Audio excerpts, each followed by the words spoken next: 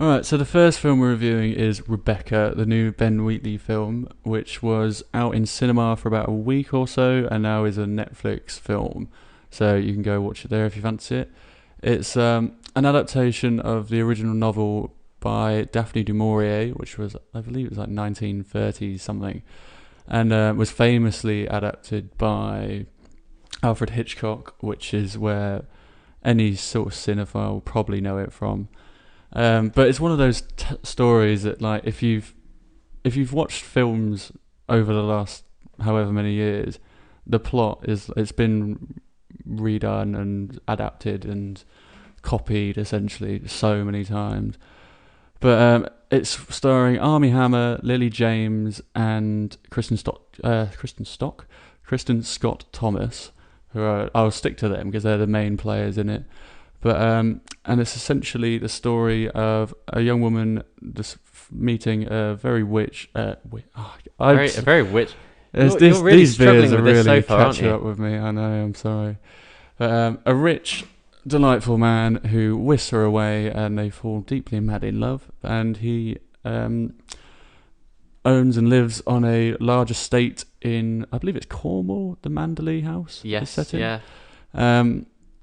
And whisking away to there, and the house is managed by Kristen Scott Thomas's character, Mrs. Danvers. And it's essentially goes from there. I won't say much more, only because, one, if you know of the story anyway, you know the story. Or two, if you don't, I actually think that's the best way to go into it, because I've read the book at university years ago, and I've saw the Alfred Hitchcock version years ago, but it sort of worked in my favour in that I kind of forgotten it, or at least some of the plot points I'd forgotten about, and it almost made me enjoy it a bit more, I think. Well, but then you haven't seen or read either. No, I haven't. Okay, so I'm intrigued to get your insight on it, because you're coming to this as the virgin. I couldn't think of a better word. I'm sorry.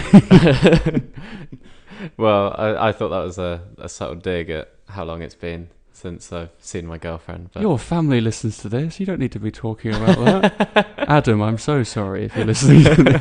I thought I taught him better to come out with this smut. Fuck.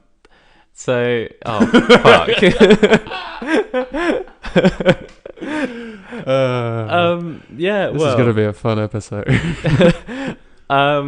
Yeah, so I thought it was an interesting film. I literally knew nothing about it. One thing I'd remarked from the beginning, and I'm not really talking too much about what I thought of the film as such, but it wasn't very Ben Wheatley for a Ben Wheatley film. Well, this is the thing. I love Ben Wheatley as a director. If you don't know him, he did Kill List, Sightseers, he did, High Rise, and most recently was Free Fire. And if you know all of those films I just listed off, they're all very different films, but then they all kind of have a style to them where you can almost tell that it's Ben Wheatley. But yeah, I get what you mean. It's not anything like anything he's done before. Yeah, the tone is really different, and yeah, I just found it strange, because there's some very kind of glossy cinematics that I didn't necessarily attribute to Ben Wheatley's style, I guess. And yeah, I mean, it's difficult for me to talk too much about it. It's also very fresh in my memory because I watched it this morning. Yeah, it came out on Netflix this morning, so we both watched it. I literally watched it, jumped in the shower, and came here. So yeah, it's still pretty fresh in the brain. Yeah, but what I can say about it was the story was interesting to me, although paced in that sort of way that sometimes I struggle a little bit.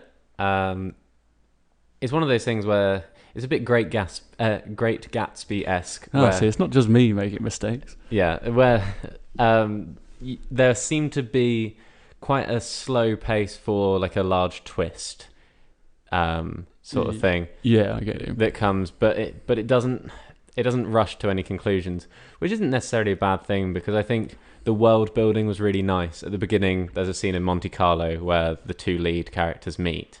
And I thought that whole kind of sequence was very pleasant, and it was something that you can kind of lean back and just enjoy the kind of how everything's a bit rosy. Yeah, I feel like if you've seen a sort of a romantic film that's also a period drama, you've seen this setup before. Like you've seen the fancy restaurants and the nice hotels and the costume design, which in this I think is great. Like there was so many outfits where I thought Lily James, like everything she was wearing, I was like that looks awesome, and same with Armie Hammer as well.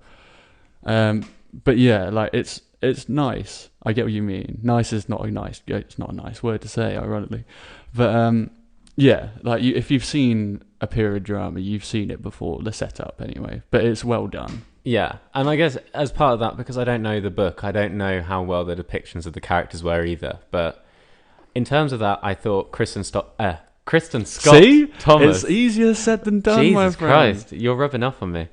I thought Kristen Scott Thomas was very good. I think she role. kind of stole it a bit. Yeah, because I think Lily James was solid. She did it. There were a few moments where I was a little bit kind of like, okay, this is kind of, it's getting into that kind of easy acting thing where there wasn't really much challenge to it.